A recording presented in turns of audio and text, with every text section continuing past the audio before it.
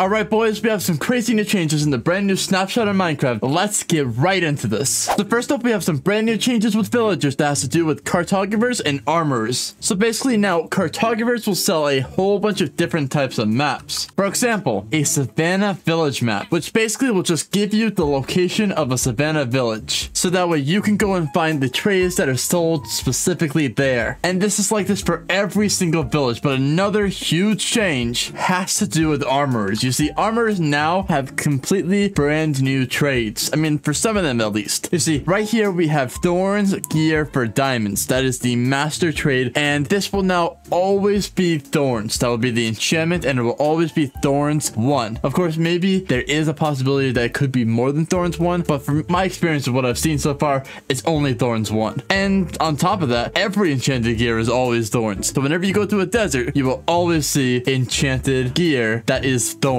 Of course, now every type of cartographer and armor now have different things for each biome. So jungle armor will be selling you only chain gear, which is pretty bad, but this will all be projectile protection or unbreaking. So to be completely honest with you, a jungle armor isn't going to be very useful, but a jungle cartographer could be, because it's always going to give you 3 different types of maps. So every villager has specific maps they can give you, and they can only give you those 3, just like how it was for librarians. In this case, we have Savannah village maps. All of them will be able to give you all the explorer maps, but it will change based on the village-based maps. And luckily for you, a jungle cartographer will be able to give you a swamp explorer map. So if you're looking for a swamp and you don't know where to look, they'll be able to give you the exact locations for a swamp or a savanna or a desert. Moving on over to the plains villagers. Now, a plains armor is going to give you diamond gear as its final trade. It's always going to be protection, and most of the time these armors are always going to have the base level. Protection 1 is what I mean. You can also get that in iron gear, but the last thing it's always going to give you is protection 1. Now here's the thing. For a plains village, you will only ever get protection 1 in diamond pants and diamond boots. If you don't get the diamond gear though, there is a different master trade, which is a block of iron for 4 emeralds, which is a bunch of other villagers can give you as well. So it's either you're going to be able to get a lot of emeralds from a block of iron or diamonds, but we'll get into that later. Moving on to the cartographer, this one is going to allow you to see taiga villages and savannah village maps,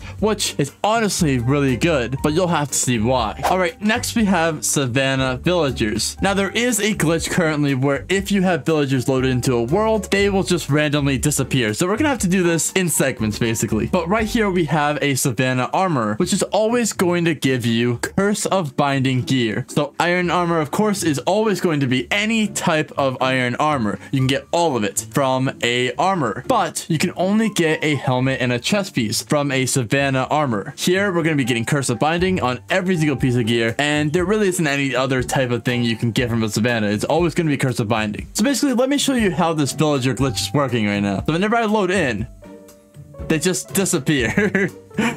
So basically, long story short, a savannah cartographer is going to give you a few different types of maps, including a desert village map, plains village map, and a jungle explorer map. Each of these is going to be different, but it will always be these 3 maps that a savannah cartographer is going to give you. Moving on to a snowy village. Now, in these villages, an armor is always going to give you iron and diamond gear once again. This time, however, we got ourselves one of the iron blocks to show you guys what that looks like. So of course, you can get the iron block, and it's going to come with something else. You're always going to get 2 things. If you don't, sometimes that can happen, but you're going to get aqua affinity or frostwalker. So aqua affinity always on a helmet, frostwalker always on boots, and that's basically all you can get. In a snow village, you can't get a chest plate or leggings. Moving on to the cartographer though, in a snowy village, it's going to be pretty much the same as everything else. You're going to be able to get a plains village map, or you can get things like a taiga village map or a swamp village map. Alright, so in a swamp, your cartographer is going to be able to give you a snowy village map, a taiga village map, and a jungle explorer map. So here we have a snowy village map. You get every type of explorer map, of course, and what I mean by that is only ocean explorer maps and woodland mansion explorer maps. You can get all of those still in every single cartographer. Now for a swamp armor, it's a little bit different. This one, again, just like the jungle, is going to give you only chain gear, and just like the librarian, this gear is going to have mending on it. And you can get any type of chain gear, it will always have mending on it, and when you get to your master trades, you're you're going to always have respiration or depth strider. So basically in this case, I think expert might be better. And finally, we have ourselves a taiga village. And we're going to start off with the cartographer because the armor is very special this time. So this is basically just like every other one. You get a plains village map, snowy village map, or a swamp explorer map. So you can basically get any kind once again. The armor is where this gets extremely special because this time, instead of trading diamonds for gear, you're going to trade in other gear for gear. It's really weird how it works. So you have to use emeralds and a specific type of gear and you're able to trade for it. But it gets insane because you get blast protection gear, but the other master trade is you can trade 1 diamond block for 42 emeralds, which is absolutely insane, bro. That is a lot of emeralds. And to be honest with you, I don't think there's really many better ways of being able to do this. I mean, yes, you could probably make some sort of emerald grinding machine with like a pillager farm of some sort, but this is overpowered for like, especially for early game. It allows you to be able to buy literally almost any type of diamond gear. So if you're going to be trying to find one of these armors, I really recommend finding a taiga. So before we move on from villagers, there's also a really big new change. If you get an ocean explorer map, or any type of explorer map for that matter, if you open it up, it will now display an icon on your screen, which shows you exactly where it is. It just gives you a visual representation so that whenever you're looking through your maps, you don't get confused on what map you're looking at. So for example, if you were to get a taiga village map, this would also have its own icon. So you see right there, that is what a taiga village is going to look like on your map. The next change I'm going to show you has to do with the crafting table. Before, whenever you used to type something in, like a torch, for example, it would bring you a whole bunch of other things like a daylight detector because just the TOR was in it. But now if you type TOR, it will only give you types of torches. Like for example, if you want to make like, let's say a specific type of armor, like legs. Let's say leg was in something else. So now if you type in leg, it'll only give you types of leggings that you can make. So now whenever you type something in, it's going to be a lot easier to find what you want to craft. And our last change is something that I actually really like a lot.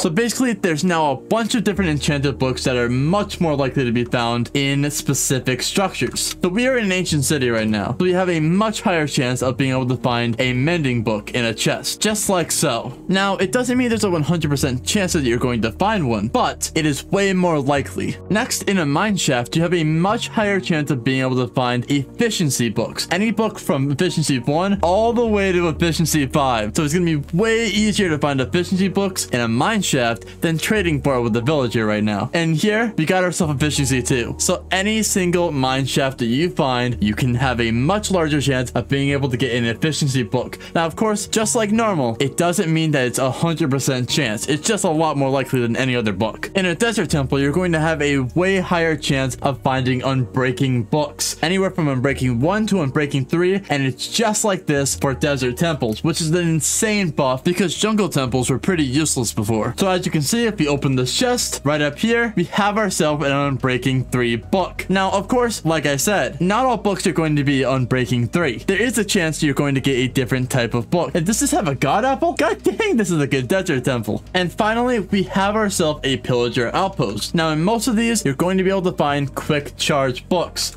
So let's see if we found one. No. So that means that maybe in a different pillager outpost. You have to remember that these books aren't going to spawn in every single structure you find. So it's kind of a luck-based thing, but it is going to be the easiest book to find in a specific structure now, which I think is a really cool change. So anyways, boys, that is everything that just was added in the brand new 1.20.2 snapshot that is going to be released pretty soon because that was a preview snapshot. So I hope you guys enjoyed. If you guys did, leave a like, don't forget to subscribe, and I will catch you guys in the next one.